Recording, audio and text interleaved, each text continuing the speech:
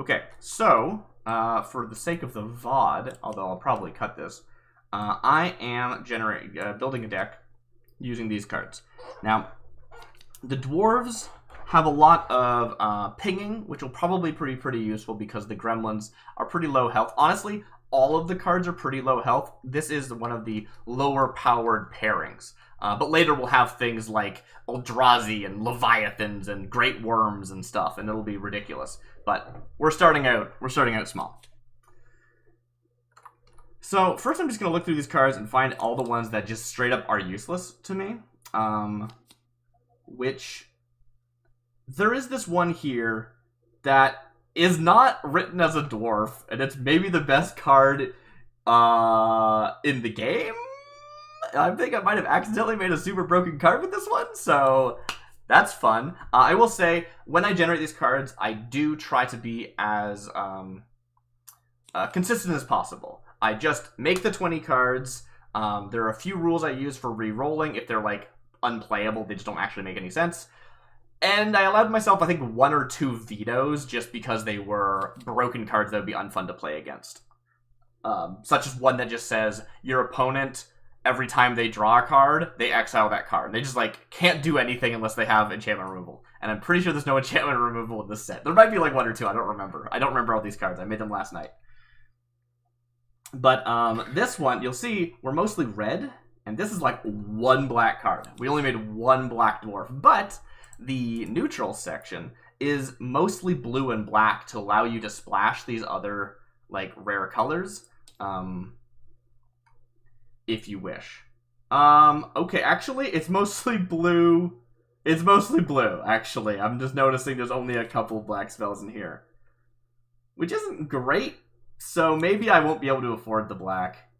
I'm gonna try it, though. I think it'll be good, so I like black. I'm a black player. And there's a couple of good things in here, right? Like Deadly Crash. Very, like, which is it? Did the gremlin make your car crash and you died? Or did you crash your car into the gremlin and kill it, right? Like, this is why these are in the neutral section. I tried to be really... I'm very happy with the, like, silly non-creature spells I came up with. So that one's this one. Gain life. I probably don't need that one, but I just want to fill up my black pool. This one also not great, but if there's something that only 1 health, it's, you know, 1 damage and scry. It's not bad. How's this one work again? It's 2 mana, and then you can filter mana into colorless. Very good. I'm sure, like... but you can also sacrifice a draw card, which is, it's, what, 3 mana draw card? It's not good, but it's, like, maybe fine. I think you'd rather just not have it, actually, now that I think about it. This card is super good. Whenever an enchanted creature becomes tapped, put a 1/1 counter on it. That's rad. You'll notice this is a curse. Using curse, if you're interested in manipulating Urza's AI, putting curse in the name of your card will almost always give you an enchantment, which is rad. Most of the time, there'll be actual curses. This is just a normal aura. It just has the curse tag for no good reason.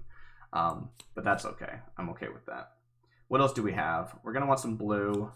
I'm not a huge fan of counter spells, even though these are pretty decent counter spells, so I probably should run them. I'm sure they're going to be run against me. Here's an example of a creature that was generated on accident during the non-creature section. So we have Cradle of Creation, a 3-mana 1/1 that gives a 1/1 when it comes to the battlefield. I don't know why that exists. I'm not running it, but it's funny. What else do we have? Create some goblin tokens. Like, why are we doing that? I don't know. That's just what happened. This one, of course, is pretty decent. It's 4 damage to each creature and each player. I think I'm going to get wiped by that, so I'm going to definitely need an example of that myself. And then, oh, this one's also, I forgot this was a creature. Dwarven Gremlin Trap is a 1-mana 1/1 gremlin. You can spend 2 and tap it to deal 1 damage to target creature. I don't know what the narrative of that is. The Dwarven Gremlins need no means of locomotion is the flavor text. So they're in both tribes, which is great. I wish it was a Dwarf Gremlin. That would have been so good. Oh well. I don't think I'm running that, but it's funny. What else do we have in the neutral pile? Delicate Balance is a white card. There's not enough white in this set to run white, but yeah, you're allowed if you want to. Dwarf's Dilemma. I feel like I have to. I'm the dwarf. I gotta run the Dwarf's Dilemma. That's important. Augmented Capacity untaps a creature. Seems pretty weak, but you could use it to block something, I guess. Draw a card. Oh, I love this one, actually. Contrived Escape Plan. Draw a card. If you control no artifacts, draw another card. And both these decks have artifacts in them. It's sort of an artifact. It's artifact themed without it having a lot of artifacts. It's sort of like the occasional artifact shows up. But very cool card. At minimum, it is cycles for 1. At best, it draws 2 for 1 mana. Then Curse of Distraction is basically useless. There's a funny story about this one, though. This one I originally had to veto because it was the one that just caused you to exile every card you drew. Or, like, the target of the aura, the target of the curse. So it was just completely broken. And now it allows you to exile their graveyard. Which, is interesting if it had some benefit to exiling the graveyard, or if this set had any graveyard recursion, but I don't think it does. So it's just, like, not useful. Discover the Problem is great. It's another counterspell, but it also says if you control a giant, create a treasure. And there's no giants in this set, unless I'm mistaken and something's like a gremlin giant on accident. This is because I built the dwarf. The way I did this was I went dwarf, gremlin, dwarf, gremlin, dwarf, gremlin, dwarf, gremlin, until I had 20 of each, and then I did my neutrals. So sometimes if, like, there's a card in here, like, there's a dwarf that, like, generates mana based on the number of artifacts you have, and as soon as that happened, I was like, oh, I gotta try and get some artifacts in this set so that there's something for that card, right? I did try and make cards that were relevant to what was already drafted or forged, but I did the neutrals all last. So there was no, like, ooh, I better add some dwarf giants to the game, right? I just didn't do that. So Discover the Problem is just a counterspell. It's a decent counterspell, though, so it's probably still worth running. Intentional Sabotage. What's this one do? I like this one a lot, actually. It bounces a thing. It only bounces artifacts, but that's still relevant. There are a few artifacts in the set. And at bare minimum, it can cycle for 2. So that seems great to me. Then, what's Feedback Loop? Deals 2 damage to a target creature, scratch 2. There's a lot of 2 health creatures in this set. Feedback Loop's probably worth running. So, how many cards does that give us? That's 32, and we're going to want to get down to about 23. So let's see how many of these dwarves aren't worth running. That one's definitely worth running. That card's broken. That one is pretty good if you can get it to get to phase, but hey, it's a 1-mana card. Even though it doesn't have any haste or evasion, it might be able to get a few hits in before anything goes wrong. So that's great. This one I don't think is broken, but I'd be interested in it. And also there is artifact creature synergy in the dwarf set. I think there's like 1 card and it's a very minor benefit, but hey, I'm here to do the things, you know?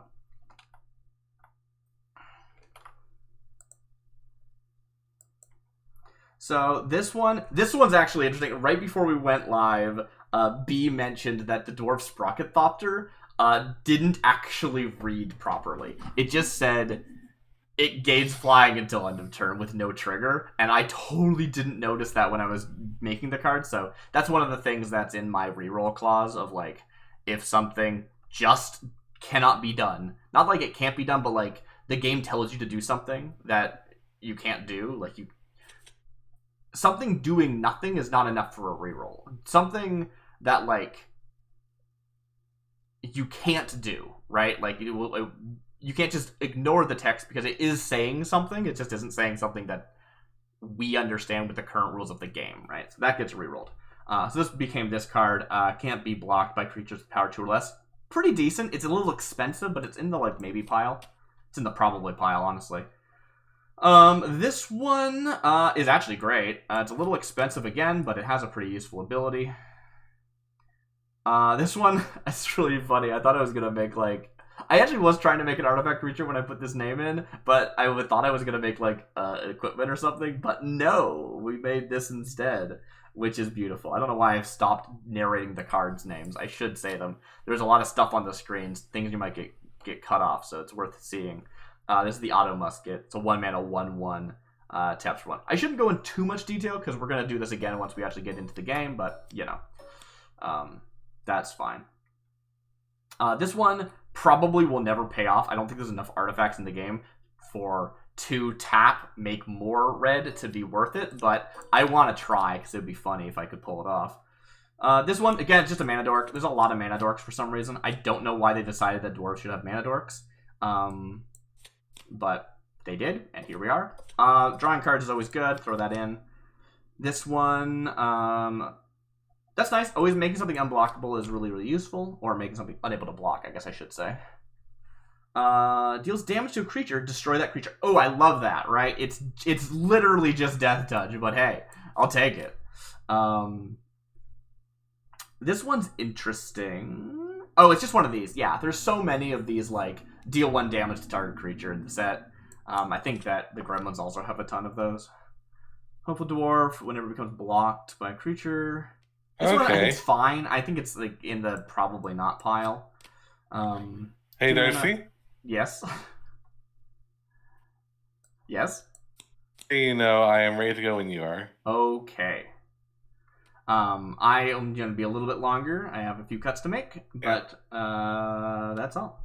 When this deals damage to the target player, you may have to deal that much damage to target creature. Love it. Beautiful. It's a little expensive, but you know what isn't? Ingenious Dwarf. What do you do? Becomes blocked, return to its owner's hand. That's pretty bad. I guess instead of dying, it bounces. Giant Blood Dwarf is not a giant. It's a Dwarf Shaman, actually. And it's another pinger. There's so many pingers. But pingers are useful. This card, probably broken. Unfortunately not a dwarf. They stopped being a dwarf when they became a zombie minion. And, of course, the AI decided, oh, a zombie minion? I know what that looks like. What you gonna do? And then this one. Target creature gets... Wait, where's the one that buffs my artifact creatures? Huh. That's weird. I don't know. So I'm already cutting 2 right now, which isn't great. So I should probably figure that out. If you're ever using Tabletop Sim, oh, this won't work actually because these cards aren't coded. Never mind. I was gonna talk about like how you could look for the CMC really easily, but that's not true. So we got these like high cost things that probably aren't worth running, but also maybe they are. I'm not sure. I also could maybe cut some of my my non-creature spells. Deals damage to player. Yeah, that's really good. Also, I guess the question is, can I actually afford to run this much black and this much blue? Because that's 3 colors. So this one, I only need 1 pip. It's 5 mana, but I only need 1 pip of black. This one, it has a kicker, but the kicker doesn't do anything. It just has one, which is not for that doesn't constitute a reroll in my mind. This is cool. It pumps everything. I don't think I care enough. I don't think I'm going to be going that wide. So we're going to cut that one. What's this do? You know, equal to the merge power, creature you control. That's also probably not relevant. Like, it's going to be like, what, a 3 health? That's whatever. This, I think, is still relevant. This one is definitely relevant. Yeah. Alright. Cool. So that's another couple gone. And I'm looking to get down to 23-ish. So I need to cut another 5 still. You'll notice I'm still really low on black, and I think that's okay. I think it's worth it. What else is just, like, not good enough? Some things are, like, way too expensive for what they do. But I think I'm going to want a big thing that's way too expensive for what it does, honestly. It's that style of limited, right? Where you're like, oh, what, a 6 mana 4/4? Yes, please, you know? Like, you gotta do it sometimes. Vanilla 6 mana 4/4. This is better than all the other, like, 1/1s running around. Even if though they were, better price. I think this one's not good enough. Cut that. Target creature, yeah, that's fine. Yeah, I think those are all worth having. I know there was one that cared about artifact creatures. I'm not seeing it, though. which is weird.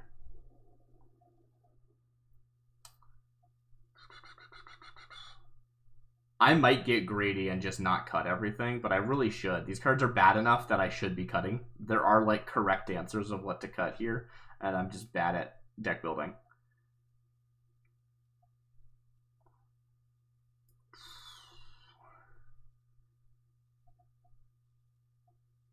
Yeah.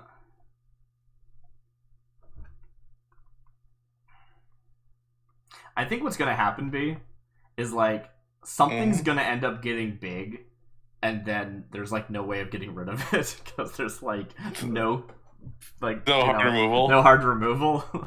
The, like, only hard removal cares about power. So if you, like, give something enough 1/1 counters, it's just gonna be too big. Yeah. Well, we'll see what happens. Yeah.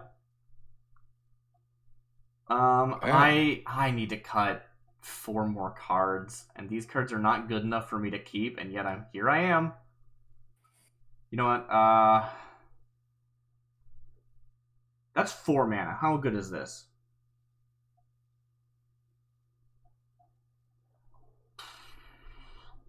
Wow.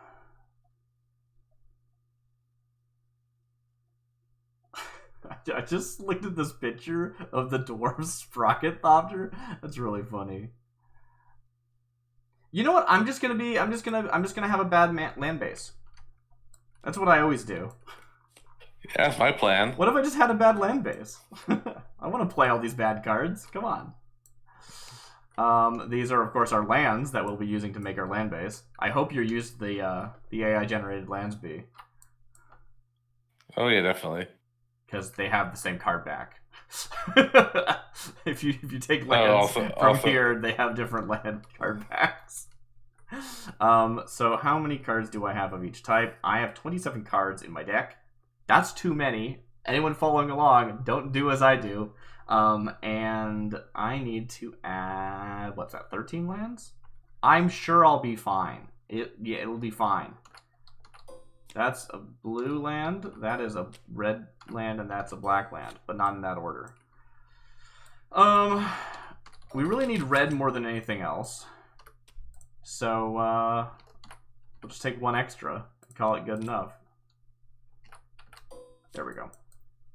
Alright, we're gonna call that good. Alright.